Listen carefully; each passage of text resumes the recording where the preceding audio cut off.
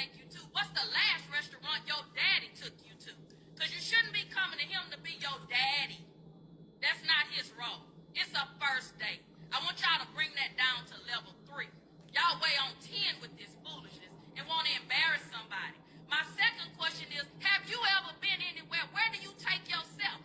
Let me see your checkbook registry. Let me log into your bank account and see what you feed yourself on a regular basis. Where do you take yourself for lunch or dinner? That's the next question I want you to answer. And then the third thing about this, come on back over here because I need you to understand what time it is.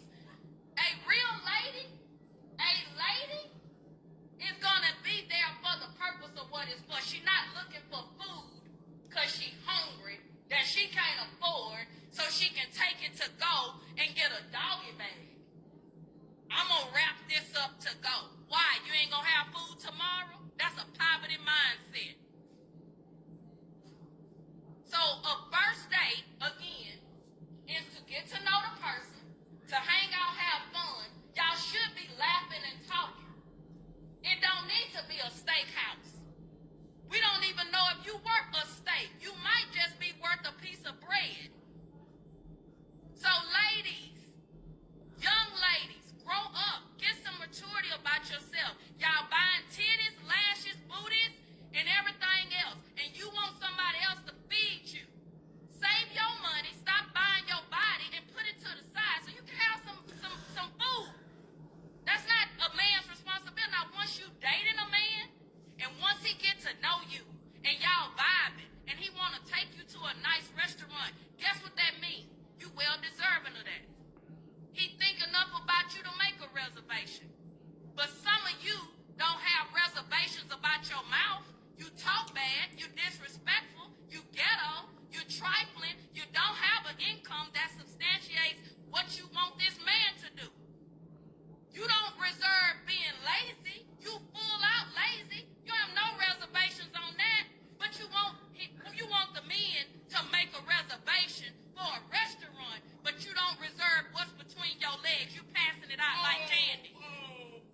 You rated E for everybody. Oh my, all righty. I'm fast forwarding, just going into the future and then thinking what this woman would be like as a mother-in-law. How overbearing having that type of personality in your life coming in between your relationships, because we absolutely know she would be smack dab in the middle of whatever relationship that man is in.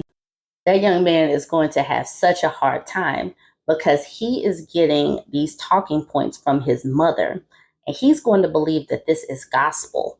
But women, young women of right now, are going to school. They're getting their money up. They're outpacing their counterparts as far as school goes. So they're going to be fine as far as money. And then you have parents like me that have been taking their kids for experiences for the longest times, taking them to different restaurants and things where their daddies are actually in their lives and they have tried these different restaurants. So you're not going to be able to like hold a fancy restaurant over the heads of some of these women and girls that are coming up these days, because they will have done things and they'll be doing things for themselves.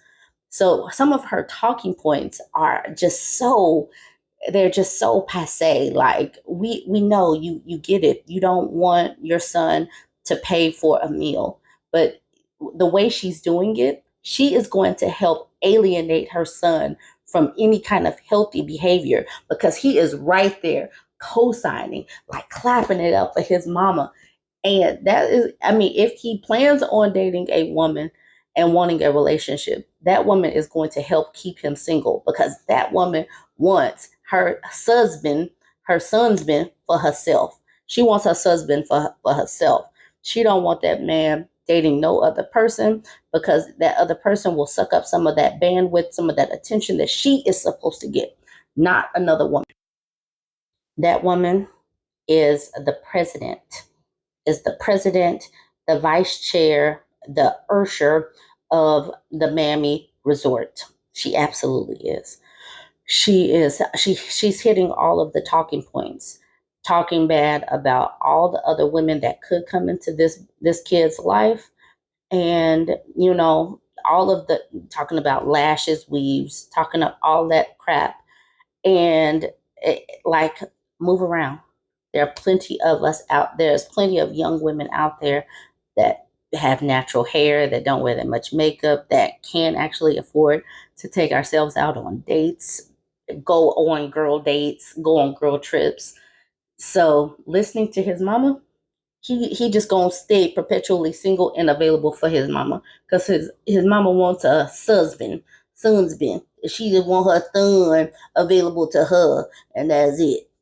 And then mama got the nerve to be just as ghetto, fabulous, showing up in her robe as she wanna be.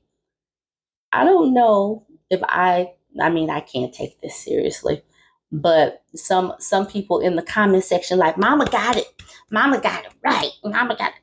But if that were my daughter couldn't go on a date with a man like that, because number one, my daughter is 6 years old, soon to be 7, and she's going to have so many more experiences that yes, she will be able to afford any of the restaurants that she goes on a date with.